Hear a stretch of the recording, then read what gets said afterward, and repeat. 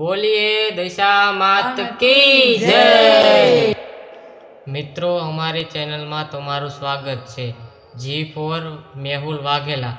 આજે આપણે આ વિડીયોમાં દશામાની વાર્તા કથા સાંભળીશું।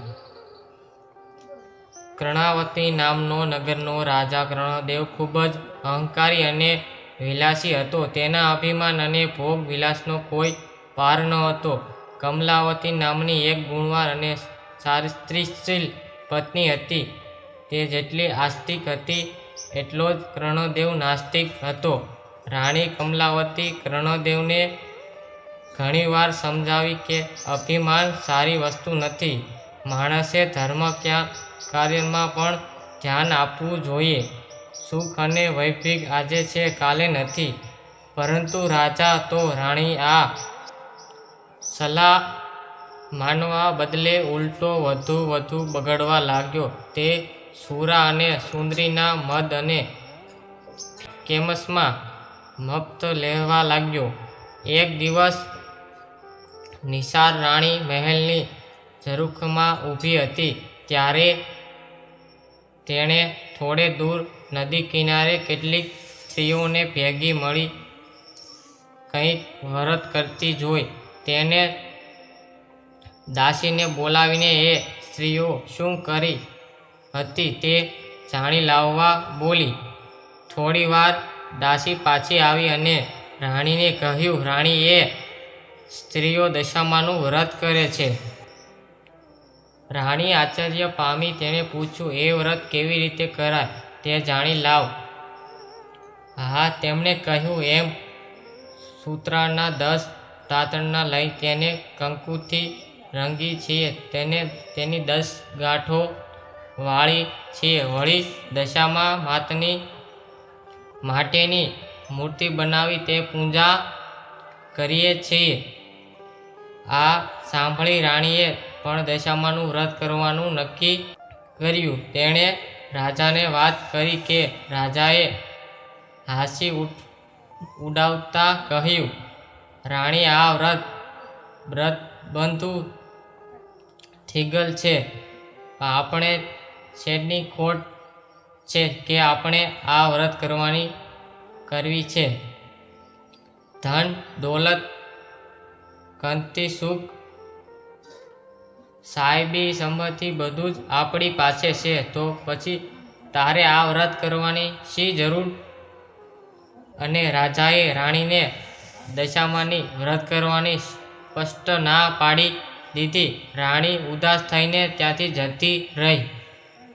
પરંતુ માતા દશામાં પોતાનું આવું ઘોર અપમાન થયેલું જોઈ ક્રોધિત થઈ ઉઠ્યા। તેમણે અભિમાન રાજાને પાઠ ભણાવવાનું નક્કી કર્યું। બીજા દિવસે સૂર્ય ઉદય થતાં જ પડોશી દેશનો રાજા લંકેશ લઈ કર્ણાવતીની ઉપર ચડી આવ્યો। આ એકાએક આક્રમણ કર્ણદેવ હેબતાઈ ગયો અને લડાઈમાં હારી ગયો। પડોશી રાજાએ તેની રાજપાટ ઝૂંટવી લીધું। જીવ બચાવવા રાજા રાણી અને તે 2 કુંવરો લઈ નાસી ગયો। રસ્તામાં રાણીએ કહ્યું, તમે દશામાનું વ્રત કરવાની મનાઈ કરેલી એથી માતાજીએ કોપ તમારા ઉપર ઉતર્યો છે। રાજાએ આ સાંભળી રાણીને મારી। આમ ખૂબ જ તરસ, થાક અને ત્રાટ વેઠતા રાજા રાણી અને 2 કુંવરો એક વાડીએ પહોંચ્યા। ત્યાં પાક ઉતારવા બેઠા ત્યાં તો એકાએક વાડીના બધા ફૂલ ઝાડ કરમાઈ ગયા। રાજા રાણી ને બંને કુંવરો આ જોઈ હકમક ખાઈ ગયા। ત્યાં માળી આવી ચડ્યો। તેણે આ કરુણ દ્રશ્ય જોયું અને વિચારવા લાગ્યો કે માનો ન માનો પણ આ લોક જરૂર કર્મી લાગે છે, નહીતર હરીફરી લીલોતરી આ રીતે લક્ષ્મી સુખ ભંડ થાય નહીં। એમને હડધૂત કરી કાઢી મૂક્યા. રાજા રાણી અને બંને કુંવરો નિરાશ વધને ત્યાંથી આગળ ચાલવા લાગ્યા. થોડે દૂર ગયા પછી એક વાવ આવી. વાવ જોઈ બધાને પાણી પીવાનું મન થયું. કુંવરો તો ઝડપથી ચાલતા ચાલતા વાવના પગથિયાં ઉતરવા લાગ્યા. પરંતુ વાવમાં ગયા તો બંને કુંવરો અદૃશ્ય થઈ ગયા. રાજા અને રાણી બંને કામરૂ કલ્પના કરી ઉઠ્યા. રાજાને હવે મનોમન પસ્તાવો થવા લાગ્યો કે જરૂર દશામાનો ક્રોધ જ તે શિકાર બન્યો છે. પહેલા રાજા થયું અને હવે કુંવરો. રાજાએ રાણીને કહ્યું, રાણી રડતી નહીં. જેણે કુંવરો આપ્યા તેણે જ કુંવરો પાછા લઈ લીધા. રાજા અને રાણી આગળ ચાલતા ચાલતા તેઓ એક ગામના પાદરે પહોંચ્યા. રાજા આનંદિત થઈ ઉઠ્યો અને કહ્યું, રાણી, આ તો મારી બહેનનું ગામ. ચાલ મારી બહેનને મળવા જઈએ. રાજાએ એક માણસને બોલાવી પોતાનું ગામનું સંદેશો આપવા બહેનને ત્યાં મોકલ્યો. બહેનને પોતાના ભાઈ માટે પિત્તળના ઘડામાં સુખડી ભરીને મોકલાવી. એ ઘડામાં એક સોનાનું સાંકળું પણ મૂક્યું. રાજાએ ઘડામાં જોયું તો સુખડીની જગ્યાએ કોલસા અને સાંકળની જગ્યાએ ફૂટાફાટ મારતો કાળોતરો નાગ હતો. આ જોઈ રાજા ક્રોધિત રાતોપીળો થઈ ગયો. તેના માન્યમાં ન આવ્યું કે તેની સગી બહેન ઘડામાં તેના માટે શાપ મોકલાવે હતો, પરંતુ તે હકીમત હતી. રાજા માથું પકડી વિચારવા લાગ્યો તો તેને સમજાયું કે આ બધું દશામાનું ક્રોધનું પરિણામ છે. આથી તેણે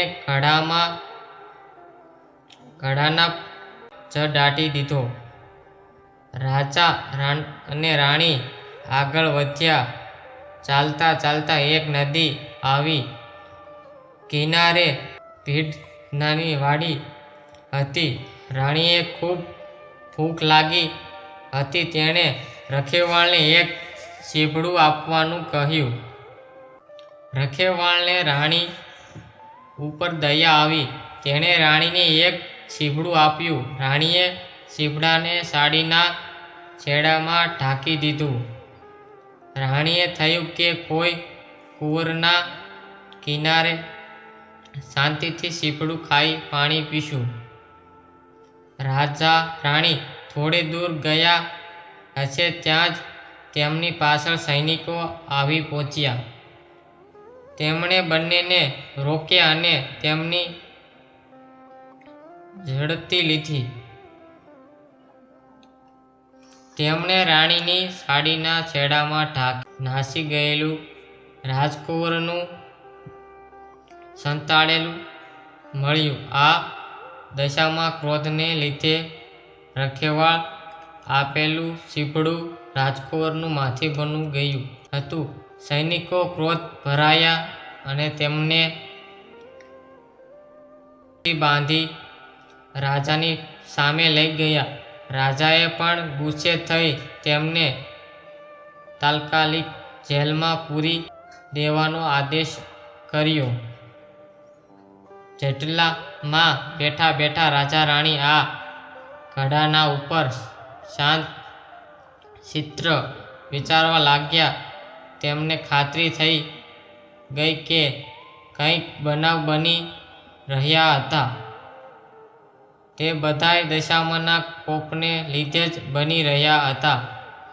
તેથી હવે તેમને ખાતરી થઈ ગઈ કે કંઈક બનાવ બની રહ્યા હતા. તે બધાય દશામાના કોપને લીધે જ બની રહ્યા હતા. તેથી હવે અનેક પ્રકારે દશામાના ક્રોધને તો શાંત પાડવો જ રહ્યો. આથી દશામાને રીઝવવા રાણીએ તેમની તપ શ્રદ્ધા શરૂ કરી. 10 દિવસ સુધી રાજા રાણી માના માનમાં જપ કર્યા અને નકોડા ઉપવાસ કરી માની નાસ્તિક સેવા પૂજા કરી. પોતે કરેલી ભૂલનો ક્ષમા કરવા માની યાચના કરી. રાજા રાણી હાર્દિક ભક્તિ જોઈ મા દશામાં તેમની ઉપર પ્રસન્ન થયા અને તેમને સપનામાં દર્શન દીધા અને આશીર્વાદ આપ્યું કે ચિંતા કરશો નહીં, સૌ સારાવાલા થશે. બીજા દિવસે શત્રુ રાજાને સ્વરૂપમાં આવી મા દશામાએ કહ્યું, હે રાજા, તે નિર્દોષ પતિને વગર વિચારે જેલમાં પૂર્યા છે, તેથી કાલે સવારે તું તેમને છોડી મૂકજે, નહીંતર તારો સર્વનાશ થશે. અને આ તારો કુંવર રિસાઈને જતો રહ્યો છે, તે અહીં જીવિત છે, તે સવારે ત્યાં આવી જશે. સવારે કુંવરો શ્રેષ્ઠકુંવર પાછો આવી જતા શત્રુ રાજાએ રાજા રાણીને જેલમાંથી છોડી મૂક્યા. રાજા રાણી દશામાના માતનો આભાર માનતા અને ગુણગાન ગાતા ગયા. ત્યાંથી આગળ ચાલ્યા અને બહેનને ગામ આવી પહોંચ્યા. રાજાને પેલો જમીનમાં દાટેલો ઘડો યાદ આવ્યો. તેને જમીન ખોદી ઘડો બહાર કાઢ્યો અને અંદર જોયું તો તેમાં સુકડી અને સોનાનું સાકળ હતું. બહેનને પણ ભાઈના આગમનની ખબર પડી તો ભાઈ ભાભીને લેવા સામે આવી થોડા દિવસ પોતાની ત્યાં રાખી. બહેનને મનની આગમતા સ્વાગત કરી. પછી રાજા રાણીએ બહેનની વિદાય લીધી અને આગળ ચાલ્યા. તેઓ પહેલી વાવ પાસે આવી પહોંચ્યા. ત્યાં તેમના બંને કુંવરો અદૃશ્ય થઈ ગયા હતા.